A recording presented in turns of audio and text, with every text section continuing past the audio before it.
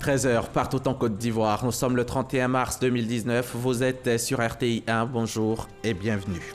Nous allons démarrer ce journal avec les activités de PDCI Renaissance. Le mouvement a procédé hier samedi à la rentrée officielle de sa coordination de Treichville. Un événement en présence de Daniel Kablan-Duncan, vice-président de la République. Par ailleurs, président du mouvement. Vous le verrez au tout début de ce 13h. Dans ce journal, nous parlerons des données statistiques scolaires de l'année 2018 et 2019. Données présentées cette semaine par le ministère de l'Éducation nationale avec pour objectif la planification des besoins recensés dans le secteur éducatif pour réussir l'année scolaire.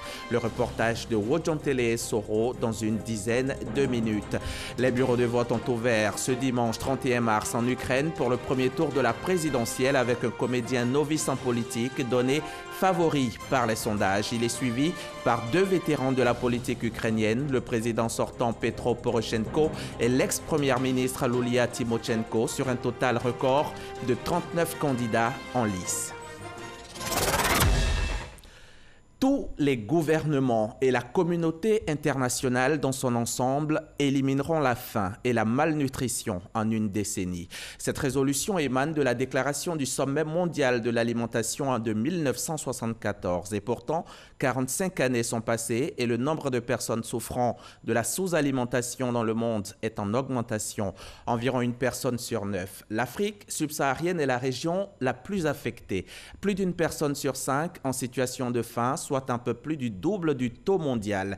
Le retard de la croissance, indicateur de pauvreté, touche un enfant sur 4 dans le monde contre un enfant sur 3 en Afrique. Le gouvernement et le PAM se sont associés pour créer à Abidjan le CERFAM, le premier centre d'excellence africain contre la faim et la malnutrition. Qu'est-ce que le CERFAM? Quelles sont ses missions? Et en quoi pourra-t-il contribuer à la fin de la malnutrition ou de la faim? Docteur Patricia Ngorantekli est sur notre plateau pour répondre à nos questions. Elle est coordonnateur du secrétariat technique permanent du Conseil national pour la nutrition. Bonjour docteur. Bonjour. Bienvenue sur notre plateau. Merci. Je voudrais vous dire merci pour l'invitation qui nous est faite sur le plateau de Dimanche Magazine. Et à travers vous, je voudrais remercier aussi la direction générale de la RTI. Merci madame. Bienvenue. On va se retrouver dans 30 minutes. D'accord. À tout à l'heure. On se rend tout de suite du côté d'Abidjan Sud, où le mouvement PDCI Renaissance a procédé hier samedi à la rentrée officielle de sa coordination de Treichville. Un événement en présence de Daniel Kablan-Duncan, le président du mouvement. Notre reporter y était aussi, Alexis Ouedraogo. Ce samedi, au quartier Belleville de Treichville, PDCI Renaissance est en fête. Pour la rentrée officielle de la coordination de la commune, le message est plus que déterminé. Non à la rupture, oui au dialogue. Notre pays a connu des moments difficiles. C'est l'union des enfants de Félix Houphouët-Boigny qui nous a permis de retrouver la paix et de retrouver le chemin du développement. Nul n'a le droit de rompre ce pacte pour que la Côte d'Ivoire connaisse des heures sombres. Tous, nous devons œuvrer à l'union de tous les enfants de Félix Houphouët-Boigny. Président d'honneur de la coordination de Treichville, le ministre François Amichia a procédé à la présentation du bureau en charge de la promotion du mouvement. À sa suite, tour à tour, au pupitre, les figures de proue du mouvement exhortent les populations aux idéaux de rassemblement. La pire des choses qui pourrait nous arriver serait que pour quelque raison que ce soit, on puisse remettre en cause cette marche du pays vers un nouveau miracle ivoirien. Trop de personnes ont trop souffert. Trop de personnes ont trop perdu pour que nous repartions dans des errements. Et ce n'est pas ce que les générations futures attendent de nous. S'il y a des problèmes, s'il y a des erreurs, corrigeons ce qui ne va pas et poursuivons notre chemin dans le RHDP. Mais de grâce, évitons de casser. Évitons de jeter le bébé avec l'eau du bain. Prenant la parole, le vice-président de la République, président de PDCI Renaissance, Daniel Kablan-Duncan, a appelé au retour des fondamentaux d'unité. Je voudrais citer le bâtisseur de la Côte d'Ivoire moderne, le président Félix Houphouët-Boigny. En janvier 1992, il nous disait ceci. Nous devons donner l'exemple d'une oasis de paix. Pour ce faire, tous nos frères doivent dépasser les petits problèmes de personnes pour s'atteler à la grande chose qui doit nous unir, bâtir une Côte d'Ivoire libre, indépendante, prospère et fraternelle. Fin de citation. Au PDCI Renaissance, nous disons que nous devons être et demeurer le pont entre tous les fils et filles d'Oufo-Boigny. C'est le 23 décembre à Abidjan que le mouvement PDCI Renaissance a été porté sur fonds baptismaux pour dire non à la rupture et oui au dialogue. On referme tout de suite la page politique de ce journal. SACO, la Société africaine de cacao, vient d'ouvrir à Abidjan une nouvelle usine de broyage de fèves de cacao. Avec cette usine, ce sont 50 emplois directs créés et surtout 40 000 tonnes de cacao qui vont être transformé. Coût de sa réalisation, 30 milliards de francs CFA. Souleymane Diarra-Souba, le ministre du Commerce, de l'Industrie et de la Promotion des PME, a procédé vendredi à son inauguration au nom du Premier ministre, Amadou Gon Coulibaly. Le reportage est signé Kolo Coulibaly. Avec cette extension de l'usine de SACO à Abidjan, la transformation de fèves de cacao passe désormais à 90 000 tonnes. Au total, plus de 230 000 tonnes transformées par la société. Mais l'entreprise n'entend pas s'arrêter là. Il y a, et vous le savez, un nombre croissant de chocolatiers ivoiriens très talentueux. Les marques domestiques se développent et c'est un développement auquel nous voulons et nous allons contribuer. C'est la raison pour laquelle l'année prochaine, j'espère inaugurer ce qui sera notre prochaine Académie du chocolat, un lieu magique dédié au cacao et au chocolat. La Côte d'Ivoire veut transformer 50% de la production de cacao. Cette usine vient matérialiser ainsi l'adhésion de la société à cette politique du gouvernement. Cette politique s'est élargie ces dernières années avec des incitations fiscales fortes, notamment le DUS différencié, qui ont permis d'atteindre 746 000 tonnes de capacité de broyage totale installée en 2018, propulsant notre pays, la Côte d'Ivoire, au rang de leader mondial de la transformation primaire avec les Pays-Bas. Les quantités de fèves broyées au titre de la campagne 2017-2018 s'élevaient à 580 000 tonnes, représentant environ 33% de la production de la période. Pour accélérer la transformation du cacao, le représentant du chef du gouvernement invite les industriels à tirer profit des mesures incitatives.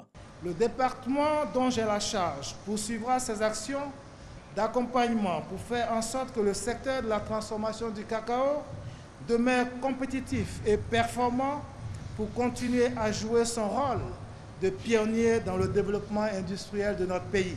Je voudrais lancer un appel aux opérateurs économiques déjà installés ou qui envisagent de le faire, de s'engager aux côtés de l'État ivoirien pour développer la transformation du cacao en Côte d'Ivoire. Après avoir mis officiellement en marche l'usine, au nom du Premier ministre, Souleymane Diarra-Souba a visité les installations de la zone de décortiquage au magasin de produits finis, en passant par le broyage, le laboratoire et le moulage. Le ministre du Commerce qui insiste sur la qualité des denrées mises à la disposition des populations nous indique que l'inspection de la cargaison des 18 000 tonnes de riz d'origine birmane déchargées au port d'Abidjan a révélé des anomalies sur la qualité. En conséquence, et conformément aux dispositions de l'article 17 de la loi numéro 2016-410 du 15 juin 2016 relative à la répression des fraudes et des falsifications en matière de vente des biens ou services, il est procédé à la saisie réelle et mise sous scellé de ces 18 000 tonnes de riz birman et au déclenchement de la procédure de destruction. Le ministre du Commerce, de l'Industrie et de la Promotion des PME exprime sa gratitude aux associations des consommateurs et à l'ensemble de la population ivoirienne pour leur patience et leur confiance au dispositif de contrôle de conformité VOC mis en place depuis le 15 février 2019 par l'État de Côte d'Ivoire pour la protection des consommateurs. Et puis, parlant des soldes, le ministre du Commerce, de l'Industrie et de la Promotion des PME a le plaisir d'informer l'ensemble des acteurs économiques, commerçants et professionnels et consommateurs également que la date de clôture de la première période légale des ventes en solde initialement prévue pour le dimanche 31 mars 2019, aujourd'hui donc, est exceptionnellement reportée au dimanche prochain, 7 avril 2019. Des équipes du ministère du Commerce sillonneront les magasins en solde en vue de s'assurer du respect des dispositions. Ces mots ne sont pas de moi, mais de Souleymane Diarra-Souba, le ministre du Commerce. On va à présent s'intéresser aux données statistiques scolaires de l'année 2018-2019. Le ministère de l'Éducation nationale les a présentées cette semaine dans la commune du Plateau. L'objectif, c'est la planification des besoins recensés dans le secteur éducatif pour réussir l'année scolaire. Reportage Wodjantele et Soro dans un récit de Mamadou Kwasi. 6 391 384 élèves fréquentent les différentes écoles de la Côte d'Ivoire. Parmi eux, 500 000 inscrits dans des écoles confessionnelles islamiques. Ces chiffres ressortent des données statistiques scolaires 2018-2019 de l'école ivoirienne. Ces informations contenues dans un document de 102 pages ont été réceptionnées par la ministre de l'Éducation nationale, de l'enseignement technique et de la formation professionnelle, Kandia Kamsoko Kamara. Un ouvrage qui permet de parcourir tous les compartiments de l'école ivoirienne. La direction des stratégies, de la planification et des statistiques en charge de la production relève une amélioration au niveau du taux de scolarisation et du maintien de la jeune fille à l'école. Les jeunes filles qu'on inscrit dans notre système éducatif, s'il y a 100 élèves, 42 seulement arrivaient à finir leurs études. Aujourd'hui, nous sommes à près de 80 jeunes filles dans le primaire qui arrivent à achever les cycles primaires. C'est-à-dire que nous sommes passés du simple au double. Depuis 8 ans, l'Éducation nationale collabore avec ses partenaires tels que l'UNICEF et l'UNESCO pour un secteur éducatif plus performant. Je me réjouis donc de la coopération dans ce domaine avec votre ministère par le biais de la DSPS et des autres ministères sectoriels et à travers la task force sectorielle pour générer et assurer la transmission de données et informations fiables et actualisées sur la Côte d'Ivoire à l'ISU et au groupe en charge du rapport mondial de suivi sur l'éducation. Il est important de noter que la proportion des enfants hors du système scolaire reste trop importante et demeure l'un des défis majeurs du système éducatif. Il nous paraît nécessaire d'identifier les zones où vivent ces enfants ainsi que les facteurs qui les retiennent hors de l'école. Ces données factuelles permettront de réduire plus efficacement les inégalités à l'accès à l'éducation. Ces données statistiques constituent une boussole pour le ministère de l'Éducation nationale, de l'enseignement technique et la formation professionnelle dans sa prévision de la rentrée scolaire 2018-2019. Depuis 2012, des progrès notables ont été réalisés dans le processus de collecte des données scolaires. Celles-ci sont dorénavant disponibles 6 mois avant la rentrée des classes et permettent ainsi de favoriser un meilleur pilotage de notre système éducatif. Sur cette question, comme sur bien d'autres, nous connaissons une célérité certaine. Selon les statistiques scolaires de poche 2018-2019, le taux de réussite des filles aux examens de l'année 2018 au BEPC et au CEP équivaut à celui des garçons. Au bac, les filles devancent les garçons avec un écart de 4,81%. Sur les 5 enseignements répertoriés, le primaire concentre le plus grand nombre d'élèves avec un effectif de 4 3 884 élèves pour 94 308 enseignants. L'ENCA, l'École nationale supérieure de statistique et d'économie appliquée, dont ses programmes de formation veut tenir compte de l'évolution des métiers de la statistique. L'école a lancé pour cela les travaux de création d'un réseau de 4000 anciens étudiants devenus aujourd'hui des cadres dans les administrations publiques et privées à travers 20 pays africains. L'idée, c'est d'amener ces anciens étudiants à contribuer à l'encadrement des nouveaux apprenants. Les précisions de Francis Boifou. Est-il possible de parler de développement économique ou social sans statistiques? C'est un peu comme le sang dans le corps humain, d'accord? Donc tout de suite, si on vous enlève le sang dans votre corps, vous mourrez, vous disparaissez. C'est ça le fil, c'est ça l'importance des statistiques. Les statistiques servent à donc piloter l'économie piloter le développement économique, piloter le développement social. Bien élaborer et actualiser les statistiques sont des outils d'aide à la décision dans tous les secteurs de la vie. Et ceux qui les élaborent doivent être bien formés en tenant compte de l'évolution des métiers. C'est tout l'intérêt de la mise en place du réseau des anciens étudiants de l'École nationale supérieure de statistique et d'économie appliquée, ENCA. Le réseau des diplômés pourra donc recueillir leurs avis sur les différentes transformations que nous avons, non seulement au niveau de l'institution en matière de formation, mais aussi avoir leur appui pour le développement de l'institution. La preuve, dans la structure des enseignants, nous avons à peu près 20% qui sont donc du monde académique et aussi 80% qui viennent du monde professionnel. Venant former les jeunes gens en animant des conférences pour leur apprendre le métier de statisticien, en mettant en réseau et en apportant leur expérience qu'ils ont vécue dans les entreprises à la formation à l'NCA, ça permet de renforcer la formation de nos jeunes cadres et de les rendre aussi opérationnels à la sortie de l'école. L'ENCA a été classée en 2015 par la Banque mondiale Centre d'excellence africain. Elle a formé depuis 1961 à Abidjan 4000 cadres africains aux métiers liés à la statistique, issus d'une vingtaine de pays. Secteur stratégique de l'offre de formation en Côte d'Ivoire, l'enseignement supérieur privé depuis 1992 a formé à plus de 60% selon les données du secteur des bacheliers orientés et compte plus de 250 établissements. Le secteur a fait du chemin et aujourd'hui, une nuit du mérite pour célébrer les pionniers et les différentes forces vives du secteur de l'enseignement supérieur privé pour leur implication à la formation. C'était en présence du ministre Albert Mabritois-Keus et notre reporter Franck Quadio. Des distinctions et des mots d'encouragement. Une nuit pour célébrer le mérite, 16 récipiendaires dans l'ordre du mérite de l'éducation nationale et une soixantaine distingués par l'autorité de tutelle et l'union patronale de l'enseignement supérieur privé. La nuit du mérite dans le secteur de l'enseignement supérieur privé. Il s'agit de ne pas oublier ceux qui ont bâti l'enseignement supérieur privé depuis 1992, mais aussi célébrer les acteurs actuels, fondateurs, collaborateurs et étudiants.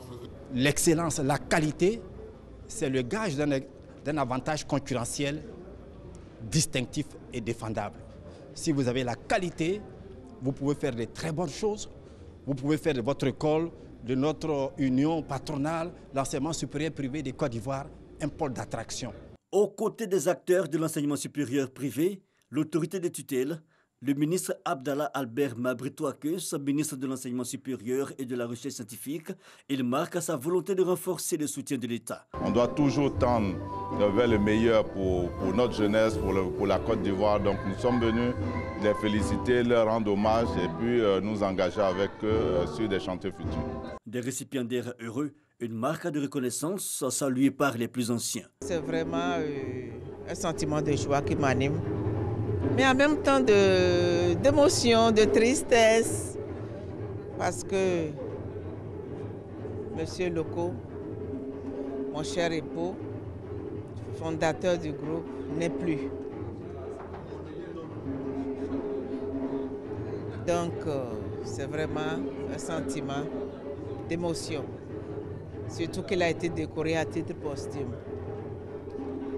Mais nous continuons son œuvre, c'est le plus important. C'est une sorte de reconnaissance pour l'ensemble de mon équipe. Parce que moi, je ne suis que le chef d'équipe et ce sont mes collaborateurs qui nous ont permis d'atteindre les résultats que nous avons obtenus. Mais c'est aussi un challenge pour nous. Le PESIP, Union patronale de l'enseignement supérieur privé, se veut une fêtière de plusieurs synergies réunies autour des préoccupations des acteurs du secteur. Elle a été créée en 2012. Le PESIP compte aujourd'hui plus de 200 établissements et universités privés membres. Le district sanitaire de Béoumi va au plus mal. Le 22 mars dernier, un incendie s'y est déclenché et a tout ravagé. Les dégâts sont importants et Aka Awele s'en est rendu compte ce vendredi. Face à l'ampleur du sinistre, le ministre de la Santé et de l'Hygiène publique a annoncé des solutions pour que l'établissement sanitaire puisse reprendre rapidement son fonctionnement. Kader Sogodogo de la station régionale RTI Boaké. Béoumi, capitale du pays Kodé. Le système sanitaire enregistre depuis le 22 mars dernier un coup dur. Le district sanitaire est parti en fumée. Le feu a tout ravagé sur son passage. La mémoire sanitaire du département, les médicaments et autres matériels. Le feu n'a rien épargné. Le ministre de la Santé et de l'Hygiène publique, Dr Eugène Akaoulé, dépêché par le gouvernement, est sur les lieux. Nous sommes ici pour rechercher les solutions. Le mal est fait. Nous devons peut-être arrêter de pleurer. Les uns et les autres ont notre soutien en notre qualité de ministre de la Santé, de représentant du gouvernement. Mais le moment est venu maintenant pour trouver les voies et moyens pour que le district puisse fonctionner. C'est la raison essentielle de notre présence ici. Un court-circuit serait à l'origine de l'incendie. L'urgence, c'est de permettre la reprise des activités du district. En attendant des travaux de réhabilitation, le premier responsable de la santé a visité plusieurs autres services du département de Béoumi pour une délocalisation des activités du district sanitaire. La préférence va à ce site-là du ministère de l'Agriculture. Ce serait une occupation provisoire. Le ministre de la Santé ne saurait ne pas prendre ses responsabilités, conformément aux instructions du gouvernement, pour que les services du district soient logés dans des bâtiments qui appartiennent, qui seront construits par le ministère de la Santé. Un district sanitaire coordonne en rapport avec la direction régionale toutes les activités de santé.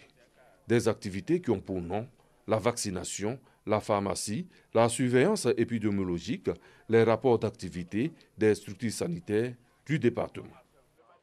Je vous amène maintenant à Yamoussoukro où l'Institut de l'audit interne a tenu son séminaire annuel du 21 au 23 mars dernier. Cette rencontre de renforcement des capacités des auditeurs internes a mis cette année l'accent sur le COSO 2013, ce nouvel outil qui a déjà fait ses preuves en matière de renforcement de la compétitivité des entreprises occidentales ou américaines.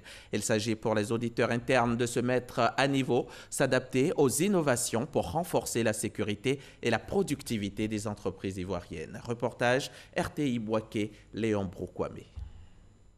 Comment optimiser leur contrôle en interne pour que les entreprises arrivent à des résultats meilleurs? À cette question, l'Institut d'audit interne répond par un outil, le COSO 2013, l'ensemble des lignes directrices de la conception à la mise en œuvre de l'audit interne. Il aborde l'ensemble des attentes des dirigeants en matière de contrôle interne.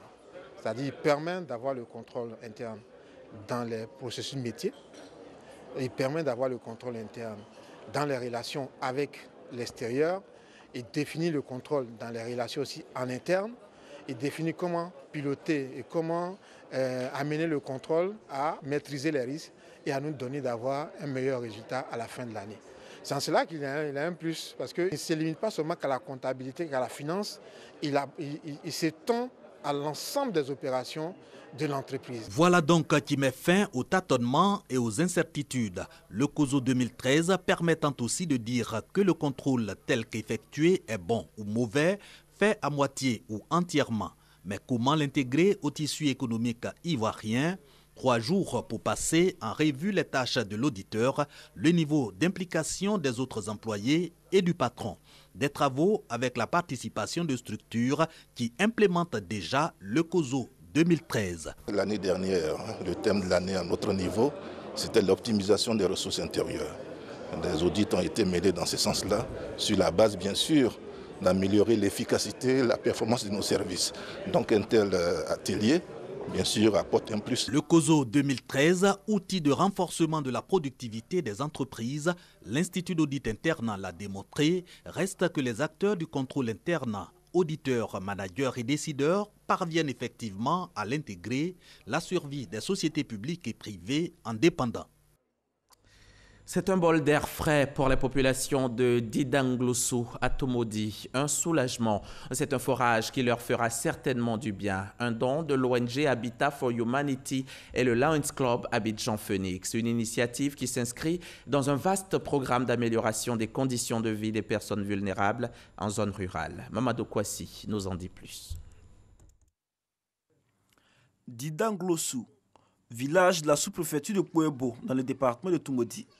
Ici, l'eau est une denrée rare. Quand il pleut, c'est l'eau de pluie que nous buvons. Ou alors, l'eau du fleuve Nizi. Quand nous buvons cette eau, nous avons mal au ventre. Nos enfants, eux, pissent du sang. Pour comprendre l'amertume des populations, nous nous rendons aux abords du fleuve Nizi. Pendant que certains se baignent, d'autres y font la lessive. Cette même eau servira à faire la cuisine dans les foyers. Ces difficultés ont trouvé un début de solution grâce à un forage d'eau offert par l'ONG américaine Habitat for Humanity en collaboration avec le Lions Club Abidjan Phoenix. Partout où il y a un besoin, le Lion doit être présent pour soutenir cette cause et nous sommes très heureux d'avoir pu associer le Lions Club à cette activité sociale. Là où le besoin se fera sentir, Habitat sera toujours là pour appuyer les populations locales, pour appuyer les autorités, pour qu'ensemble, main dans la main avec les populations, nous puissions donc lutter pour améliorer les conditions de vie des populations qui sont défavorisées. Ce sont au total 30 points d'eau qui ont été construits ou réhabilités dans le cadre du projet d'assainissement et d'amélioration des conditions de vie des personnes vulnérables dans les villages du nord et du centre de la Côte d'Ivoire. 30 égale 30. 30 ans, 30 mars, hier, samedi, c'était le 30e anniversaire de la comédienne Adrienne Coutouin. Anniversaire célébré au Palais de la Culture de Treichville en présence de plus de 4000 spectateurs venus redécouvrir l'artiste aux multiples talents. Issa Chonayo. Palais de la Culture de Treichville, ce samedi. Une longue file à l'entrée de la salle Anne Mambo pour la célébration des 30 ans de carrière d'Adrienne Coutouin. Des spectateurs impatients après de longues heures d'attente. Il y a plus de tickets, j'ai l'impression, que de places. Puisque nous sommes dans le rang, ça fait plus d'1 heure de temps. C'est un parcours de combattant, mais c'est parce qu'on l'aime. Et on lui dit bon vent. À l'intérieur, la salle refuse du monde. Sur scène, des côtés, Adrienne Coutouin, Adama Daïko et d'autres comédiens assurent.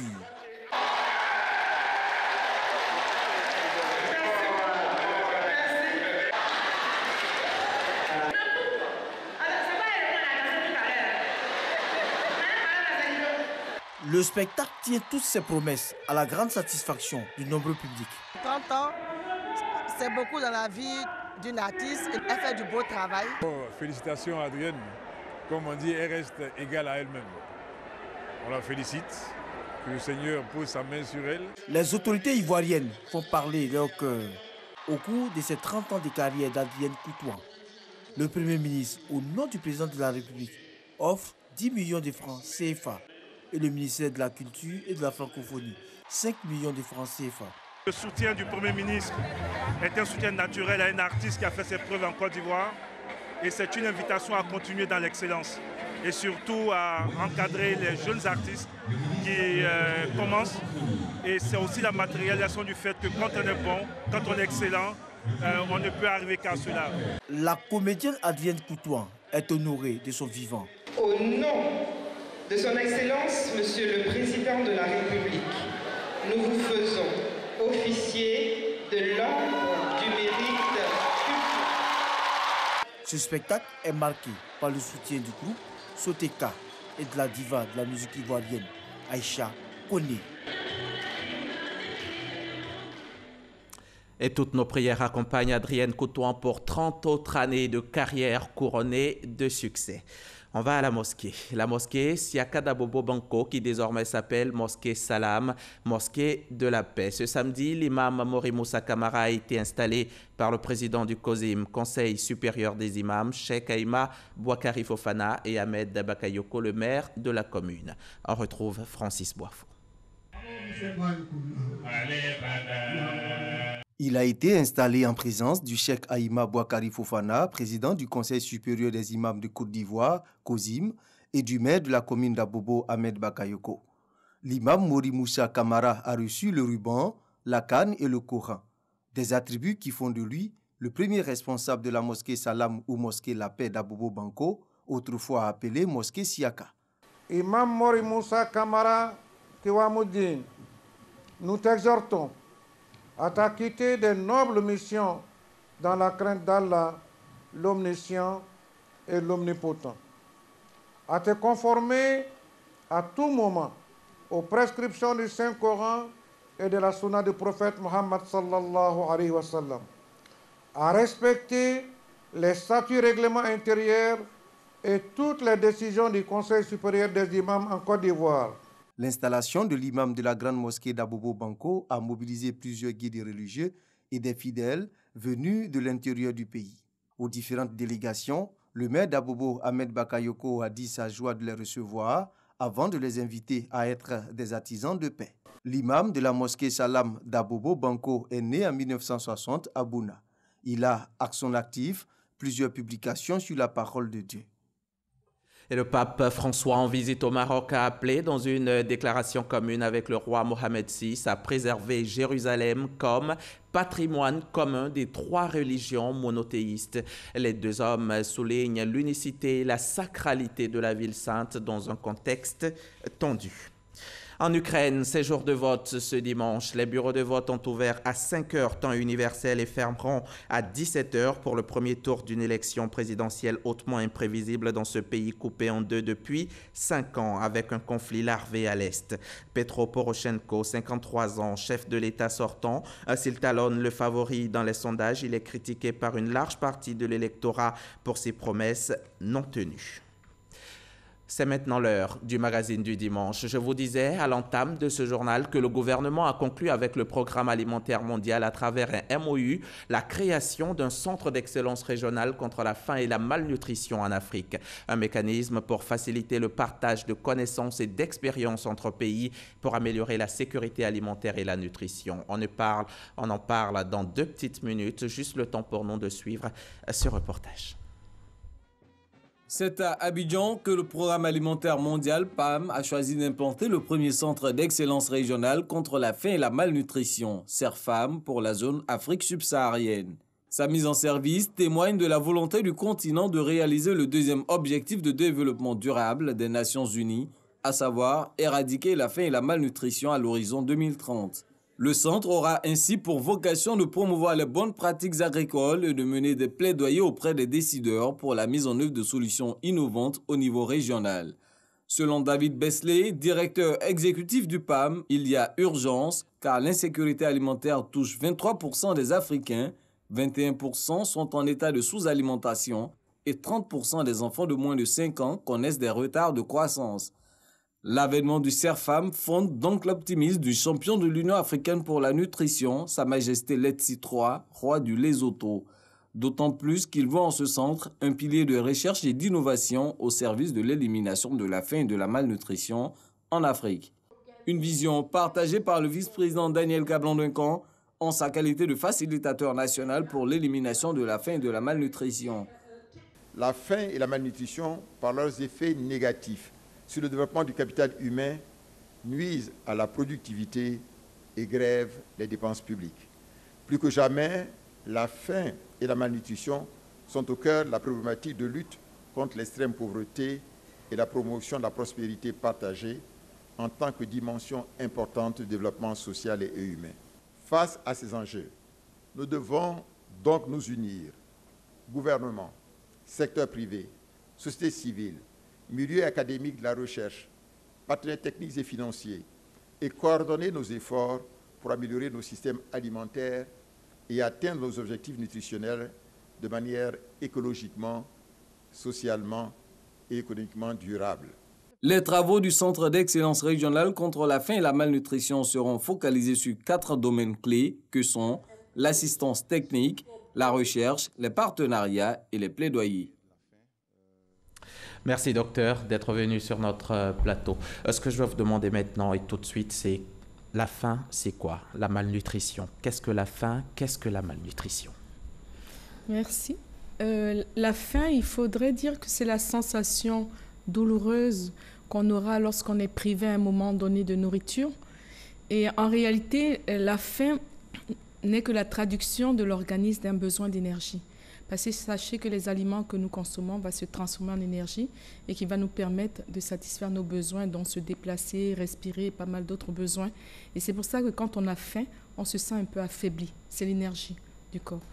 La malnutrition, c'est encore beaucoup plus complexe. Parce que la malnutrition, c'est au regard d'une alimentation, je dirais, diversifiée, de qualité, que l'organisme va puiser ce que nous appelons les nutriments. Les nutriments, ce n'est que la transformation des aliments dans l'organisme, en substances nutritives pour l'organisme, et donc va être exigeant par rapport à ce que nous aurons à donner comme alimentation, qui doit être assez diversifiée pour couvrir ces nutriments. Donc du coup, si nous n'avons pas tous ces nutriments, tous ces aliments apportés à l'organisme, va créer un tableau de malnutrition.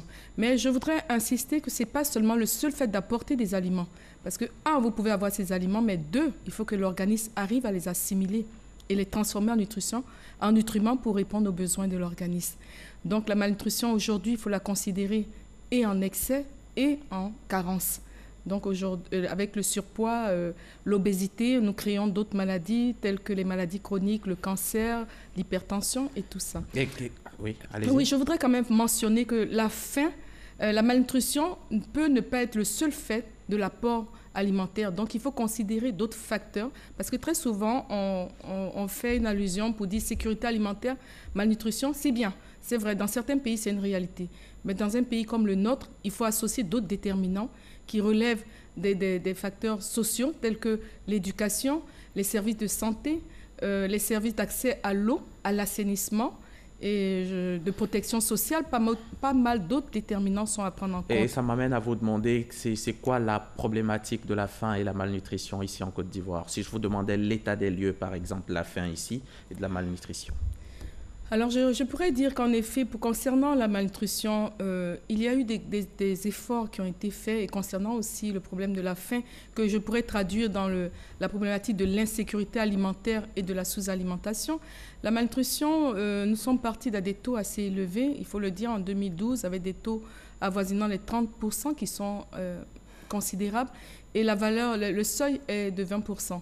Donc, à ce jour, le gouvernement, sous le leadership du vice-président, a travaillé à réduire, à ramener ce taux à 21,6%. On n'est pas loin des 20%.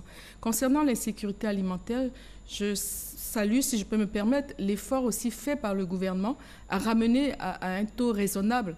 On était à 12,6% en 2009. À ce jour, nous sommes à 10,8%. Et le vrai problème ici, c'est vraiment l'accès à des aliments. Quand je dis l'accès physique, l'accès économique, la répartition sur tout le territoire de manière équitable de ces aliments. On pourrait donc dire qu'en Côte d'Ivoire, on est à l'abri de la famine. Oui, je pense que c'est un mot assez fort pour la Côte d'Ivoire. On est à l'abri de la famine parce que les disponibilités alimentaires, il faut le dire, globalement, sont assurées par la production, par l'importation. Et comme je le disais tantôt, le vrai problème, c'est l'accès. L'accès à des aliments, l'accès physique, l'accès économique et la répartition équitable. C'est en tout cas pour combattre cette faim-là et cette malnutrition qu'a été mis sur pied ici à Abidjan. Cela a été inauguré récemment, le CERFAM, le Centre régional d'excellence contre la faim et la famine en Afrique. D'où vient l'idée de sa création? Je voudrais d'abord dire que nous sommes très, très heureux d'accueillir le CERFAM. Ici en Côte d'Ivoire. Oui, bien sûr, parce qu'il y a plein de bénéfices aussi pour la Côte d'Ivoire. Mais d'où vient l'idée? C'est une idée qui vient du PAM. Le CERFAM n'est pas le premier centre. Le PAM a créé déjà 2 autres centres, un en Chine pour l'Asie et un au Brésil pour l'Amérique latine. Et celui-là, en Côte d'Ivoire, c'est pour l'Afrique? C'est pour l'Afrique. À l'origine, c'était dit l'Afrique de l'Ouest et l'Afrique du Centre. Non, c'est pour l'Afrique. Comme vous l'avez bien dit dans l'introduction, nous avons un défi. Quand vous regardez le problème de la faim et de la malnutrition, le recul a été inégal. Inégal parce que notre continent est le plus frappé. Et lent, comme vous l'avez dit, parce que je pense qu'on ne s'est pas mis encore ensemble, en synergie, converger et mettre tous nos efforts pour impulser une dynamique et faire changer les choses. On avait dit dans 10 ans, dans une décennie, ça devait être fini, la faim dans le monde. Et pourtant, on approche les 5 décennies. On arrivera. Moi, j'ai confiance. Et je sais qu'on arrivera à éliminer la faim et la malnutrition, non seulement de la Côte d'Ivoire, mais aussi de l'Afrique, avec ce centre, en mettant le centre au cœur, qui est en réalité un centre de partage d'expérience, partage de connaissances, d'expertise d'un pays pionnier. On apprendra tous et je pense que ça sera en direct que chacun pourra apprendre l'un de l'autre. Et je pense que passer à échelle, on n'invente pas la roue. Ce qui a marché, comme vous avez vu l'exemple du Niger, en matière de gestion de l'eau pluviale, on peut le faire aussi en Côte d'Ivoire. On connaît des périodes de soudure, on connaît des aléas climatiques. Les pertes post-récolte, on peut apprendre encore de l'Ouganda, on peut apprendre de pas mal de pays. Je ne voudrais pas anticiper. Et la Côte d'Ivoire est citée comme pionnier. La Côte d'Ivoire est déjà un modèle. Pionnier. pour tout son cadre qu'il a pu mettre en place, l'action, il faut dire coordonnée et multisectorielle sous la présidence du vice-président et sous la coordination technique du Premier ministre et l'engagement de tous ces ministres, je voudrais encore saluer parce que ça fait d'eux des champions. Si la Côte d'Ivoire est championne, c'est bien parce qu'il y a derrière des ministres champions et qui font avancer la question. C'est quoi les missions du CERFAM? Mais le CERFAM, comme je dis, c'est une plateforme d'échange à travers les pays afin de tirer parti de l'expertise d'un pays pionnier. Donc, ça sera un mécanisme pour faciliter ce partage d'informations, de connaissances, d'expertise au niveau régional et aussi au niveau de la Côte d'Ivoire. Donc, les missions, il faudrait dire que les missions du CERFAM, contrairement à celui du Brésil, qui fait focus sur les cantines scolaires et sur la protection sociale, celui de la Chine qui fait focus sur la gestion, la transformation des aliments, les chaînes des valeurs et les aléas climatiques. Mais le CERFAM, il ira plus loin au regard des défis qui sont ceux de l'Afrique. Il va travailler sur les questions de nutrition, bien sûr, pour passer à échelle toutes ces interventions efficaces et efficientes. Va travailler sur les questions de sécurité alimentaire avec un focus sur la production familiale, la gestion des pertes post-récolte. Travaillera sur les questions de résilience, de protection sociale, de cantine scolaire, mais aussi travaillera sur les cadres de coordination que mettra en place les pays, seul gage d'impulser une dynamique et un changement dans chaque pays. C'est donc une vision globale. On se souvient que le vice-président s'est rendu au Brésil pour visiter justement le centre qui s'y trouve. Est-ce que vous pouvez nous retracer un peu le parcours qui a abouti à tout cela? Oui, je dirais que le CERFAM est carrément le couronnement des démarches et des efforts qu'ont consentis le gouvernement sous le leadership du vice-président et la coordination technique du Premier ministre. En effet, la Côte d'Ivoire a soumissionné auprès du siège du PAM en février 2017, début février 2017. Et sur cet élan, le vice-président de la République, son Excellence Daniel Kablan-Duncan, en tant que président du Conseil national pour la nutrition et facilitateur de l'examen stratégie fin zéro, a conduit une mission d'étude et de partage du gouvernement au Brésil. Et c'était le 13 décembre. Brésil, parce que le Brésil est cité comme un modèle. Et donc, c'était de nous imprégner de ce modèle. Et je dirais que ce qui a fait tout le choix qui s'est porté sur la Côte d'Ivoire, parce qu'il faut le dire, on n'était pas le seul pays. Bien sûr, il y avait de grands pays qui demandaient aussi. Mais je crois bien que le choix qui s'est porté sur la Côte d'Ivoire, c'est vraiment les efforts qui ont été consentis par le gouvernement dans la lutte contre la malnutrition et contre la faim en Côte d'Ivoire. Il fallait offrir le siège. Voilà. Bien sûr. Exactement. Et donc, tout cela s'est traduit à travers un mémorandum d'entente qu'ils ont signé. Et le gouvernement, chacune des parties, avait des engagements à satisfaire. Et pour la Côte d'Ivoire, c'était de mettre à disposition ce beau centre, ce centre d'excellence, comme vous l'avez vu, et aussi de mettre à disposition des fonds fiduciaires. Un fonds fiduciaire de 750 millions. Exactement. Et de continuer à mobiliser les ressources pour le fonctionnement du centre, parce que le gouvernement étant leader dans la sous-région, pourquoi pas, on peut impulser cette dynamique aussi à la sous-région, et aussi de faciliter et de coordonner les activités de ce partenariat en collaboration avec le PAM. Avec le PAM. Mais le PAM aussi a des engagements, je voudrais le dire, quand même le signaler, parce que le PAM, oui, le PAM doit identifier et analyser ses bonnes pratiques en collaboration avec le gouvernement ivoirien. Il doit aussi établir un cadre de coopération, mais aussi soutenir des projets de coopération technique et les mettre en œuvre et les suivre. D'accord. Dites-nous comment il est structuré et comment il fonctionne d'ailleurs, le centre. C'est vrai que ce centre, c'est un don de la Côte d'Ivoire au PAM. C'est un centre du PAM. C'est un centre qui est régi par les règles et les procédures du PAM. Donc, il est bâti sur un terrain de à peu près 1700 mètres carrés et le siège même occupe 545 mètres carrés. Il a suffisamment de locaux pour le moment pour démarrer. Une grande salle de réunion, une salle de formation qui sera connectée en temps réel. Les pays pourront échanger et partager. Tous les pays d'Afrique. Tous les pays d'Afrique. Mais je dirais même ça va aller au-delà de ça. Oui, je suis presque sûre, je suis persuadée. Donc, c'est un centre qui sera dirigé par un directeur qui est recruté par le PAM, par le directeur exécutif. Qui devra être ivoirien. Ivoirien, voilà, c'est la condition que nous avons mis. Il doit être ivoirien, même s'il est recruté par le PAM. Il y aura une équipe, il sera accompagné par une équipe et une expertise en la matière. D'accord. Voilà. Dites-nous, en quoi l'avènement du CERFAM et son établissement ici en Côte d'Ivoire est un atout pour notre pays? C'est un atout. C'est vraiment pour cela qu'on s'est battu pour avoir le centre en Côte d'Ivoire. Parce que sachez que le centre a 4 grands piliers. Vous l'avez dit tantôt, il s'agit de l'expertise technique, il s'agit du partenariat, du plaidoyer, de la recherche. Donc, à travers ces opportunités d'expérience mises en œuvre dans d'autres pays, comme je l'ai cité tantôt, la Côte d'Ivoire va bénéficier de ces opportunités. La Côte d'Ivoire va bénéficier en temps réel et à des connaissances et de l'expertise des autres pays. La Côte d'Ivoire, au-delà de ça, va bénéficier, il faut le dire, de la mobilisation des ressources. Parce que le centre est pour tous les pays, mais la Côte d'Ivoire fait partie de ces pays. Donc, si nous mobilisons les ressources pour le centre, nous allons mobiliser les ressources aussi pour la Côte d'Ivoire. Merci. Bien entendu. Merci, docteur. Docteur Patricia Ngoran-Tekli, coordonnateur du secrétariat technique permanent du Conseil national pour la nutrition. Je rappelle que vous êtes venu nous présenter le CERFAM, le Centre d'excellence régional contre la faim et la malnutrition en Afrique. Merci encore d'avoir effectué le déplacement. Merci d'avoir accepté notre invitation et revenez quand vous voulez. Nos portes vous sont ouvertes. Voilà qui referme ce journal. Merci de nous avoir suivis. Vous pourrez le revoir sur notre application RTI Mobile et sur rti.ci. Bon dimanche chez vous.